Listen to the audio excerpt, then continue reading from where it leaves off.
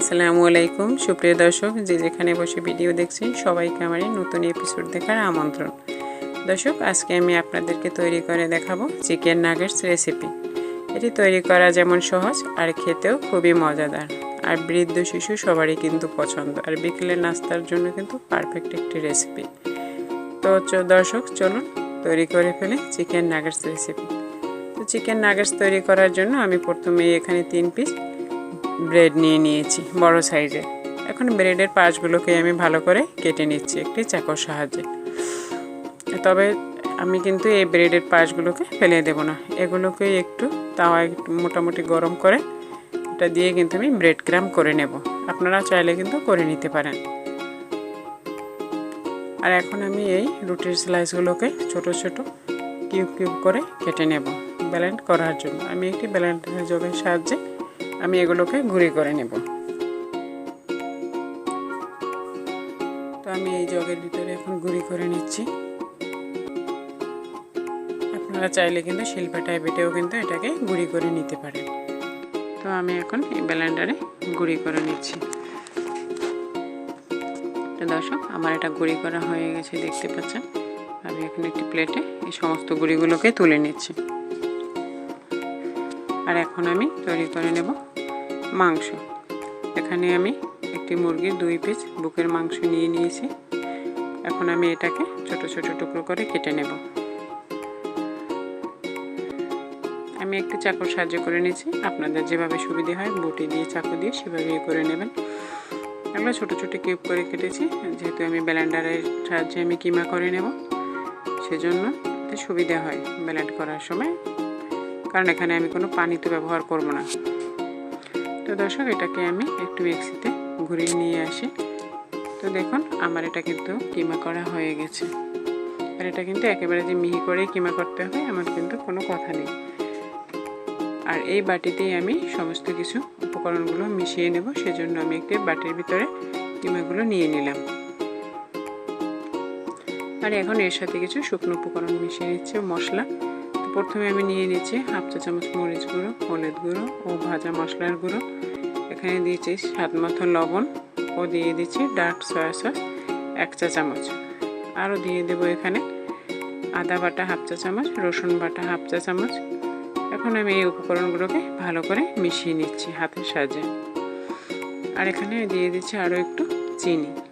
চিনি এখানে আমি 1/2 চা চামচেরও কম ব্যবহার করেছি, এটা একটু মিষ্টি ফ্লেভার পাওয়া যায়। আর এখানে আমি এখন অ্যাড করে দিচ্ছি সেই ব্রেডের গুঁড়োগুলোকে। এখন আমি এগুলোকে ভালো করে মিশিয়ে নিচ্ছি।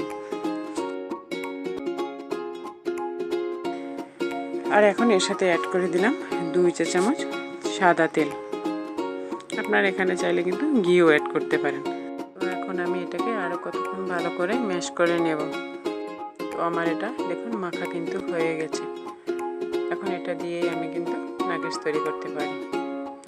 আমি নাগেটস তৈরি করার জন্য এরকম একটা বোর্ড নিয়ে নিয়েছি, আর বোর্ডের উপরে আমি এখানে সামান্য একটু সাদা তেল দিয়ে নেব, যাতে নাগেটস তোলার সময় লেগে না যায়, সহজেই তুলে নেওয়া যায়।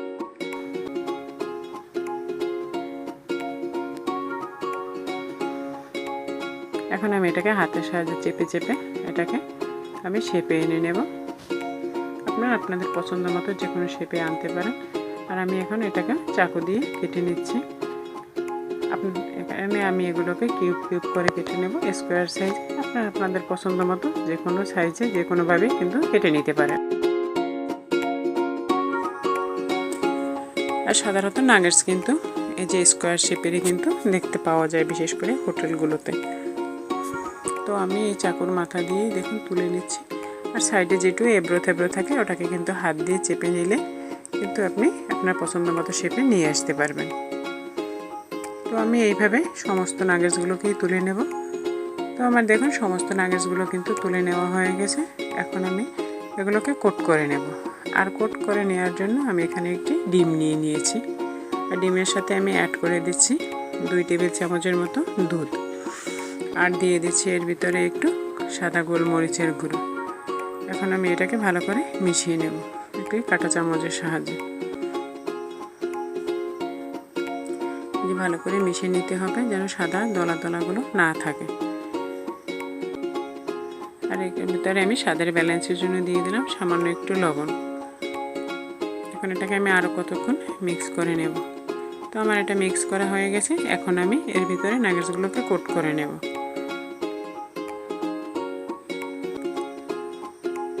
ডিমের গোলায় কোট করে নিয়ে এখন আমি এই ব্রেড ক্রামের ভিতরে কোট করে নেব।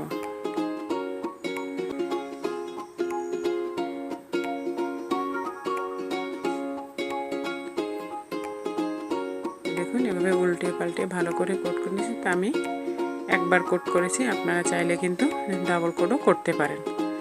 এভাবে আমি সবগুলোকেই কোট করে নেব। আর এগুলো কোট করে কিন্তু আপনারা চাইলে ফ্রিজে রেখে কিন্তু 1 মাসের মতো সংরক্ষণ করতে পারেন। এইভাবে রেখে জাস্ট ভাজার আগে আপনারা নামিয়ে আধা ঘন্টা কি 1 ঘন্টা আগে নামিয়ে রাখবেন। তো আমি আজকে ফ্রিজে রাখছি না, আজকে আমি এই অল্প তৈরি করেছি, আমি সবগুলোকে এখন ভেজে নেব। আর ভেজে নেওয়ার জন্য আমি অফ ক্যামেরা একটি প্যানে তেল দিয়ে দিয়েছি। আর তেলটা গরম হয়ে গেছে, আমি একটা হাত উপর থেকে বুঝতে পারলাম যে তাপ উঠতে আছে। আর এখন আমি সমস্ত নাগেটসগুলোকে একে একে তেলের ভিতরে দিয়ে দেব। তো আমার নাগেটসগুলো কিন্তু দেওয়া হয়ে গেছে। এখন আমি একটি কাঠের সাহায্যে উল্টিয়ে পাল্টিয়ে এগুলোকে বাদামি রং হওয়া পর্যন্ত ভেজে নেব। আর এই সময় কিন্তু চুলার আঁচটা অবশ্যই মিডিয়ামেরও নিচে রাখবেন। তবে আপনাদের চুলার আঁচ অনুসারে মিডিয়াম টু লো হিটেও রাখতে পারেন। আর সব চুলার হিট কিন্তু একই সমান হয় না। তো দেখুন এগুলো ভাজতে ভাজতে কিন্তু ফুলে একেবারে এক একটা টইটুম্বুর হয়ে গেছে। আর এগুলো বাদামি রং হওয়া পর্যন্ত আমি ভেজে নেব। তো দেখুন আমার এগুলো কিন্তু বাদামি রং হয়ে গেছে। এখন আমি এগুলোকে তুলে নিচ্ছি। আমি একটি স্ট্রেনারের সাহায্যে এগুলোকে তুলে নেব। আর এখন আমি চুলাটা কিন্তু আগেই বন্ধ করে দিয়েছি, নয়তো এগুলো তুলতে তুলতে কিন্তু কালচে রং হয়ে যাবে। আর অবশ্যই ভাজা কোনো জিনিস তেলে ভাজা উঠালে কিন্তু কোনো টিস্যু বা পাতলা কাপড়ের উপরে রাখবেন, অবশিষ্ট তেলটা কিন্তু টিস্যু বা পাতলা কাপড়ে শুষে নেয়। তো আমার এগুলো তুলে নেওয়া হয়েছে। এখন আমি একটি প্লেটে সার্ভ করে নিয়েছি। দেখতেই পাচ্ছেন মাশাআল্লাহ এগুলো কত সুন্দর হয়েছে দেখতে, আর আশা করি খেতেও খুবই মজাদার হবে। এই দেখেন প্রত্যেকটাই কিন্তু খুবই সুন্দর হয়েছে। আর এই আমি আপনাদেরকে একটা কেটে দেখিয়ে দিচ্ছি। দেখুন ভিতরটা যতটা সফট ও উপরটা ঠিক ততটাই ক্রিস্পি হয়েছে। খেতেও কিন্তু মাশাআল্লাহ খুবই মজাদার হয়েছে। তো দর্শক আজকের এই রেসিপিটি দেখে যদি আপনাদের ভালো লাগে তবে অবশ্যই লাইক, কমেন্ট ও শেয়ার করবেন।